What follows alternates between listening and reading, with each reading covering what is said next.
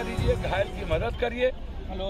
और नौकरी का भी मांग और भैया वो तो अपने समय पर है, वो सरकार रेलवे उसको देना ही पड़ेगा, जो भी देगी या तो पैसा देगा या तो नौकरी देगी। नमस्कार, आप देख रहे हैं न्यूज़ फॉर नेशन और मैं स्वाति पांडे आपके साथ। बीते रात बिहार के बक्सर में हुए रेल हादसे के बाद अब आज घटना स्थल पर पहुंचे हैं जाप सुप्रीमो पप्पू यादव।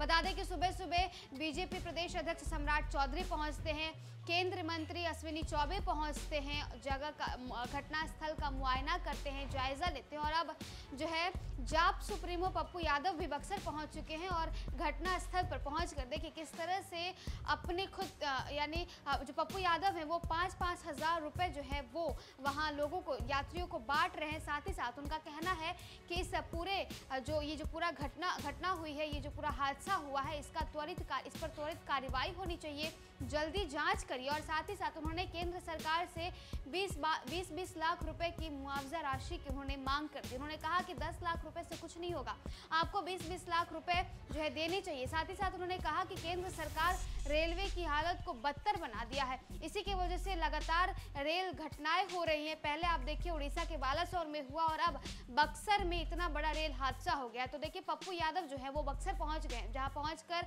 किस तरह से यात्रियों से मिल रहे हैं, साथ ही साथ केंद्र सरकार पर हमलावर होते हैं, केंद्र सरकार से बड़ी मांग करते हैं, कहते हैं कि 20 लाख रुपए आपको देना चाहिए और जल्दी यहाँ पे जांच करिए और जो भी इसमें जो उचित कार्रवाई हो वो भी आपको करनी चाहिए। क्या कुछ कह रहे हैं पप्पू यादव, उनकी बातों को सुनवाते हैं। दोषी कार्रवाई कब हुई? भैया हम तैयार ले लो बात, सब छोड़ा।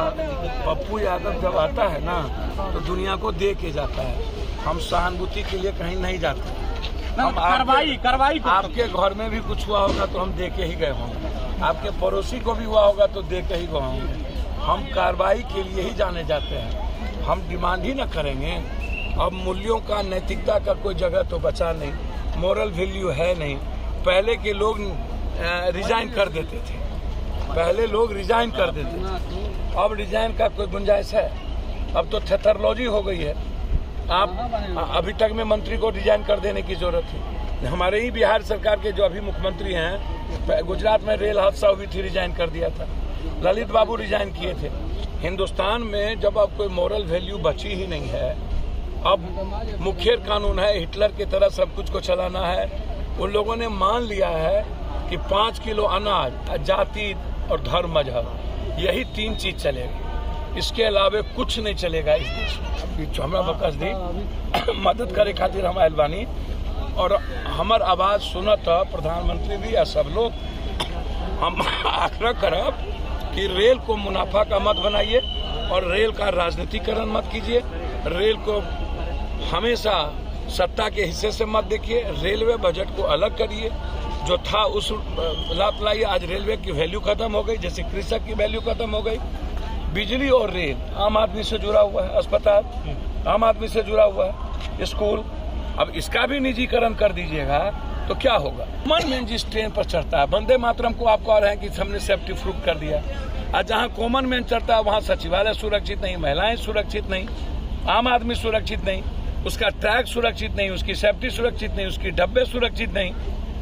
तो गंभीरता से हमको इस पर ध्यान देने की जरूरत है। इसमें किसी को गरियाने की आवश्यकता नहीं है, न राजनीति करने की आवश्यकता है। जो गलत है, जो दोषी है, दंडित कीजिए, 20 लाख रुपया दीजिए, घायल की मदद करिए।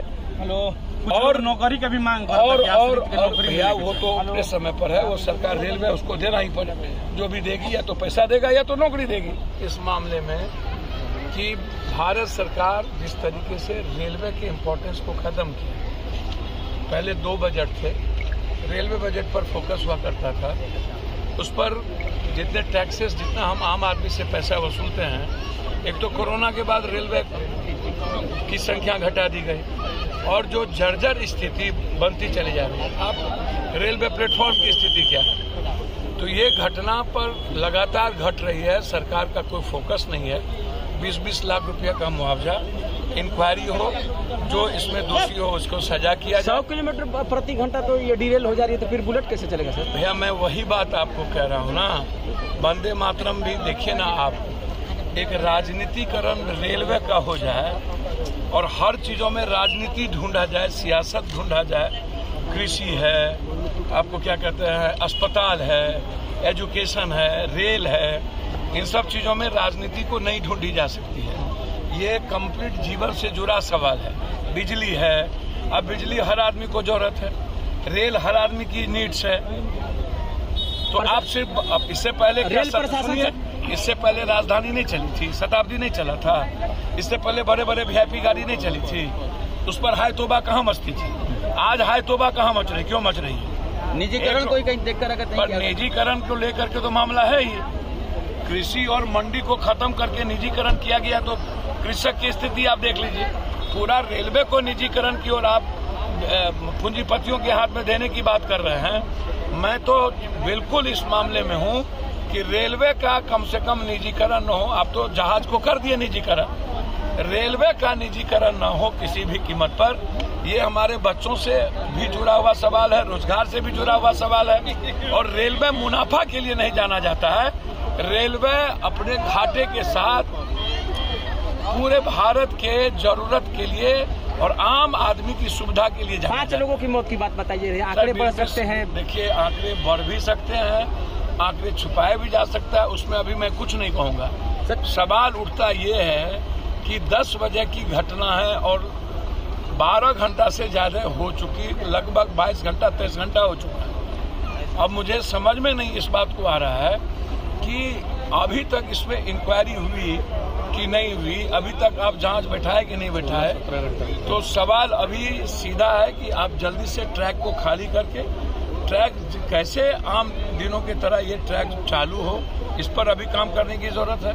घायल कम से कम जितना उसको खर्चा लगे उस पर भारत सरकार उसको देने की जरूरत है, और जो मृतक है उस परिवार को 20 लाख रुपया देने की जरूरत है, और जो दोषी है उसको सस्पेंड करने की।